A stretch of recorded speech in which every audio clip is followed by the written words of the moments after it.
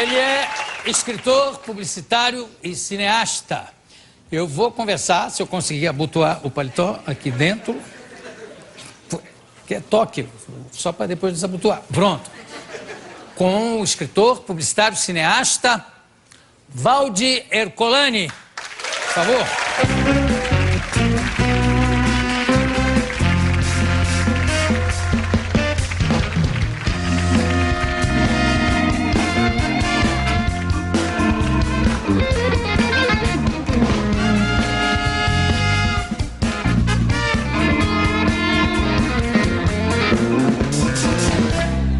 Você trabalha com mármore também? Não. Porque você tem um aperto de mão que quase me triturou os ossos. Jô. E o abraço Jô, também. Eu digo, Jô. esse homem é marmorista. Não. É um afeto. Afeto? Não te lembra que há 38 anos atrás, eu e você estávamos num avião da Air France, estacionado no aeroporto do Rio de Janeiro, Santos Dumont, fazendo um comercial para a Air France. Você, garoto, propaganda, e eu, o diretor de cena. Olha que memória! 38 anos. Nossa. Então, esse aperto que você deu na minha mão foi de vingança. Não, a vingança. Não. Foi um comercial que eu fiz para a Air France. Jô. Me lembro nitidamente, lembro de você, inclusive. Jô, você era mais baixinho ou não? Olha, foi o comercial mais rápido que eu fiz na minha vida. 3 take e usando o jargão cinematográfico, estava na lata. Olha. O ator era top de linha. Puxa, muito obrigado. Posso tomar um gole do teu Prosecco? Pode. Eu não sei o que tem aí, se é água. Você quer processo? Quer um champanhe? Você quer? Não, essa tá ótima, essa aqui. O que tem ali, Alex? Água, seu João. É água, um bom processo. É um pró-úmido. Entendeu? Prosecco, pró. Bem, enfim. Jô, então, hoje, 38 anos depois, eu Você estou... lembra que roupa eu tava? Não. Eu tava com terno preto, com riscas tom sur tom. Coisa de viado, lembrar de um detalhe desse? Agora, eu lembro que você era um pouco mais baixo, não sei, ou era eu que era mais magro? Eu acho que era você que era mais magro. Eu tava numa época muito magro até, muito mesmo. Pois é, dito isso, acho que não temos mais nada a conversar. Vamos direto aqui ao assunto do livro. Nossa, quase que eu derrubo aqui. Inocêncio e o início da jornada. É Valdi ou Valdi? Valdi. Valdi, porque quando eu estava nos Estados Unidos, eles não conseguiam pronunciar Valdi, né? Valdi, how are you? I'm fine. E não, Valdi, então ficou Valdi. Ficou Valdi. Ilustrações da Ana Luísa Bellucci. Isso. E pela editora Selene. Selene. Você ficou quanto tempo nos Estados Unidos? 8 meses. Em 8 meses você já mudou a acentuação do nome? Totalmente. Para não virar... Porque senão, como é que falavam? Valdi. Valdi. E você gostou, ficou Valdi. O Valdi ficou porque toda vez que eu dizia Valdi, escreviam ou com Y, né, ou com W, então Valdi. Então. Você sabe que nós tivemos aqui um escritor de peças teatrais, foi casado com a Heloísa Helena, que chamava Paulo Magalhães. E era uma figura muito animada, muito alegre, e morou nos Estados Unidos muito tempo. Ele escreveu a peça O Imperador Galante, foi feito pela Heloísa Helena e pelo... não me lembro agora, mas foi pelo Odilon. E aí ele morou nos Estados Unidos, e Magalhães lá era incrível, ninguém Magalhães. Aí ele pegou um mapa mundi, olhou, Estreito de Magalhães, estava lá, Magellan Strait. Aí ele passou a se assinar Paul Magellan, ficou Magellan, aí ninguém errava o nome dele. Não, e o meu apelido lá era Vel, porque eles tinham dificuldade de pronunciar Valdi, né? Até Valdi eles tinham dificuldade? Vel. Vel. Podia ser também Vivaldi. Podia? Esse livro trata exatamente de quê? Esse livro é o início da jornada do Inocêncio, Ju. Ele tem como pano de fundo... Quem é o Inocêncio, irmão? Está aqui na tua frente.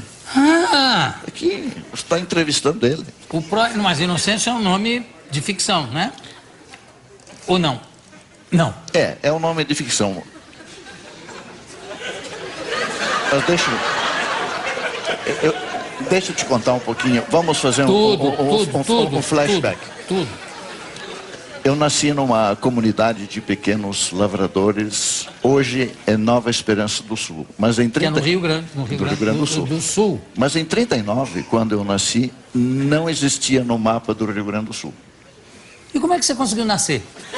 Essa é a pergunta que eu me faço até hoje, João.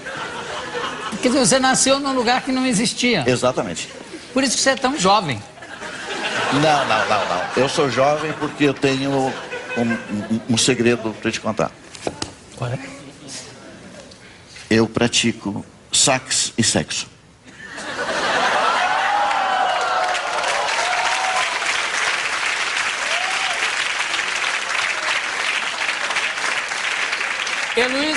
Heloísa PRC, o que é que você tem a dizer para um homem que pratica sax e sexo? Ficou sem palavras. Mas a mulher dele está aqui na plateia. Do meu lado aqui, eu não posso nem falar muito, porque... Não, sax e sexo, eu tentei concatenar as duas, botar as duas coisas juntas, mas não... Você podia perguntar para a esposa do nosso querido Valdi, se ele pratica sexo tocando sax. Um pouco complicado, né, Ju? Não, depende se é um sax alto, que é fácil de manusear. Não, mas o importante é que ele é um homem que cativa, porque ele toca sax e leva ao sexo. Muito bom.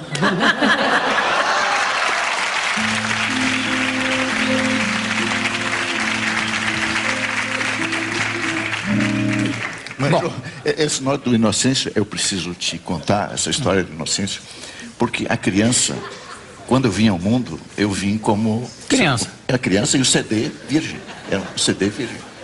Um HD virgem, não, até, né? E eu nasci numa comunidade de pequenos lavradores. Agricultor. Isso. Não havia luz elétrica, não havia rádio. Quer dizer, você nasceu, mesmo sua mãe dando a luz, você nasceu no escuro. No escuro. Não havia iPad, não havia iPod, mas tinha muito iPin. Tinha muito iPin, iPod, não tinha iPod, tinha iPin. E tinha, com todo respeito, tinha iPhone. Senão não nascia ninguém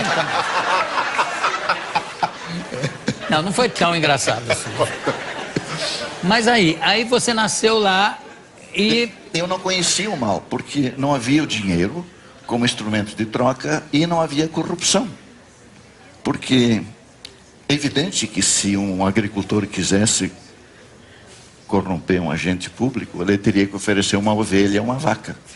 Dava para fazer. Mas não dava para guardar nas cuecas. A minha mão vai ficar roxinha, mas não faz mal. Fala, não dava para guardar, esconder na cueca. E os paraísos fiscais mandar uma manada para lá era impossível também, uma manada de bois. Então, o Inocêncio, até os 7 anos, não conheceu o mal. E vai para o mundo levando... Era um Candide do Voltaire, né? Um Cândido. Ingênuo. Sim. Naif. Né? Naif. Bom, aí com que idade o Inocêncio perde a inocência? Bom, ele sai, aos 7 anos, ele vai morar numa cidade de pequeno porte, que é São Borja. Ah, ele foi... Você morou em São Borja ou só a personagem? Não, morei em São Borja. E aí? Então, aos 7 anos, o meu daimon, o meu anjo da guarda, aquele guia lá, me fez descobrir o cinema. E eu trabalhei como operador cinematográfico durante 3 anos, dos 11 aos 14 anos, em São Borja. Mas operador cinematográfico exibindo filmes no cinema, rodando... Isso. Ainda na época do carvão, né? Do carvão. O Joaquim Macedo, ele tinha um cinema em São Borja e eu era o seu empregado. Era seu pai? Não, ele Você era meu falou, patrão. o pai... O pai do Luiz Macedo.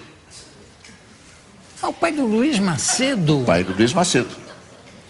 Tinha um cinema em São Borja. E o seu Joaquim Macedo me convidou para morar com eles em Porto Alegre. O Joaquim Macedo era pai Do Luiz Macedo. do Luiz Macedo. E era casado com a Fida Macedo Goulart, que era irmã do João Goulart. Puxa, você chegou a exercer algum cargo político devido a esse parentesco? Não, nenhum.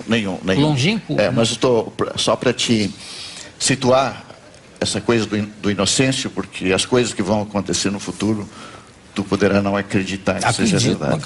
Não vai acreditar. Não acredito. Não vai. Então não vou. Tá. E aí? E eu fui morar em Porto Alegre, na casa da família do Luiz Macedo, dos 14 aos 22 anos. Então, esse livro trata da família do Luiz Macedo como personagens. E com o nome explícito mesmo, Macedo? Não, explícito. A única ficção é o Inocêncio. Esse é o único... E aí ele vai para... Eu sei que ele passa, olha só. Aí é você que foi para Portugal, Espanha. passou por Portugal, a caminho de Madrid, trabalhou por um ano nos estúdios Moro. Moro em Madrid, como roteirista. Roteirista de filmes publicitários. Isso. Em 68, você foi para Londres estudar cinema no London School of Film Technique. É isso? Isso. Em 69, foi para Paris. Você viajou muito.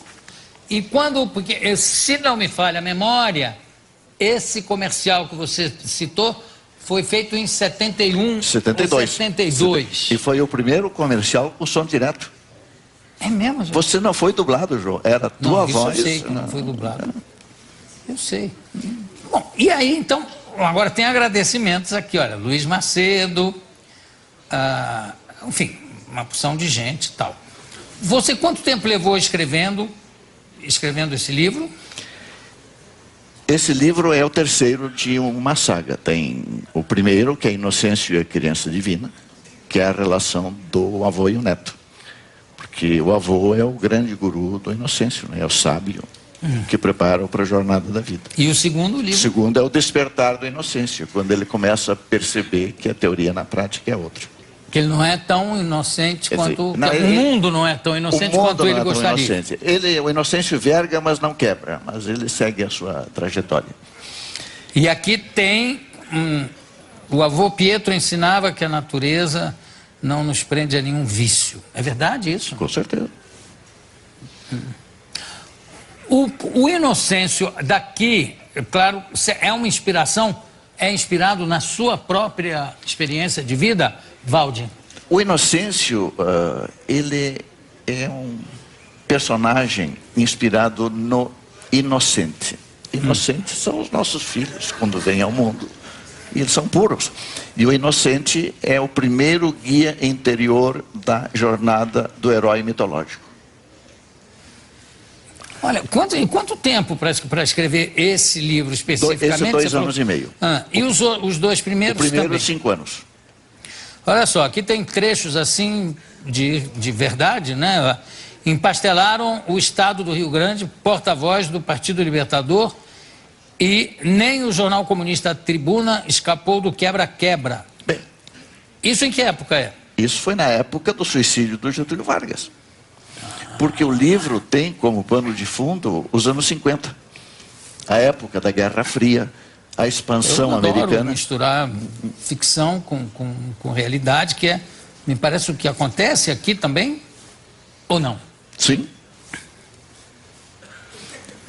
Eu assisti o funeral em São Borja, do Getúlio. Quem levou você? Eu fui de trem. Sozinho? Sozinho, 25 horas. Só para conferir se o Getúlio tinha morrido mesmo? Não, duas coisas, João. Ou uma homenagem? O que foi essa viagem? Eu precisava rever os meus pais, porque... Eles estavam aonde? Em São Borja. Aí você estava Em Porto Alegre. Em Porto foi lá. Alegre, eu fui adotado pela família Macedo. Adotado não legalmente, adotado como... Sim, fui um convidado. Criado como um filho. O Luiz Macedo é o meu irmão. E o Luiz Macedo tem duas pessoas muito importantes na minha vida, João. Uma foi o meu avô, no primeiro livro, e a segunda foi o Luiz Macedo. O Macedo, meu queridíssimo amigo, Macedo, que me indicou essa entrevista. Macedo, muito obrigado, aliás. E tem um detalhe que eu queria muito que você contasse sobre aprender a falar inglês. Como é que foi essa história? Você já trabalhava? Não, eu tinha uma formação gráfica já, eu era diretor de arte em Porto Alegre. Da MPM? Não era da MPM ainda, a MPM ainda não estava ainda em preparação, em formação. Surgiu uma escola de inglês em Porto Alegre e eu achei que eu queria aprender a falar inglês, que era o idioma do Roy Rogers, do Gene Autry e o Hopalong Cassidy, meus heróis favoritos. Então eu queria falar o idioma deles. E me inscrevi nessa escola e como eu havia trabalhado no cinema, o ouvido ficou afinadíssimo porque tinha um alto-falante na cabine o tempo todo. Era um audiovisual, na realidade, os filmes naquele tempo. Exatamente. E aí? Em 6 meses, a escola me convidou para ser professor. E eu lecionei inglês 2 anos. O que o Macedo conta é que, na verdade, eu cheguei...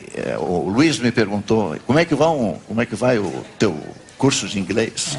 E eu disse para ele, Luiz... é que os alunos não estudam. Mas que alunos? Não, meus alunos, é que eu sou professor. Em 6 meses... 6 meses. Já estava ensinando. Exatamente. E me serviu de trampolim para ir para os Estados Unidos, porque quando eu tinha 21, cada 7 anos a minha vida muda, né? Quer dizer, nos primeiros 7 anos eu saí de Nova Esperança, fui para Porto Alegre, para São Borja. Aos 14... Voltou para o enterro do Getúlio? Aos 14 eu fui para Porto Alegre. Aos 21 eu fui para os Estados Unidos. Mas eu queria conhecer o Roy Rogers, o Gene Autry e o Hopalong Cassidy. Aí eu fui no consulado americano. Chama-se Mr. Percy Warner. Eu digo, Mr. Warner, eu preciso ir para os Estados Unidos para conhecer o Roy Rogers, o Gene Autry e o Hopalong Cassidy. E eles assim... Valde, você só pode ir aos Estados Unidos se você tiver alguém nos Estados Unidos que te dê uma carta de trabalho. Tudo bem. Na agência tinha umas revistas americanas com ofertas de empregos de Los Angeles. Eu escrevia uma cartinhas, não tinha o iPod nem aquelas coisas. E vinha uma resposta. Mr. Coloni, thank you, obrigado por sua carta, mas o senhor só pode... receber um emprego se tiver um visto de permanência. Então, o cônsul não me deixava ir e o outro Quer dizer, ficou uma coisa lá, outra cá.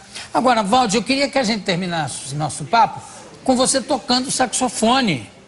Porque ou é sexo ou sax, eu acho que em público é melhor você tocar o sax muito bem. Que, apesar da sua mulher estar aqui na primeira fila. Vamos lá. É um tenor. Vamos lá. Vamos ver se sai na primeira. Não, no ensaio você tem bom, cabeleira, já tem cabeleira de maestro.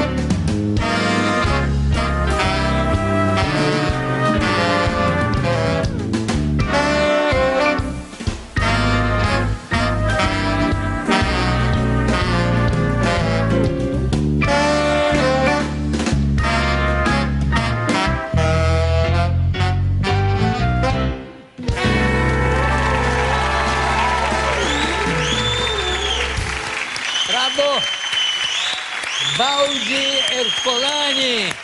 Muito obrigado, daqui a pouco a gente volta.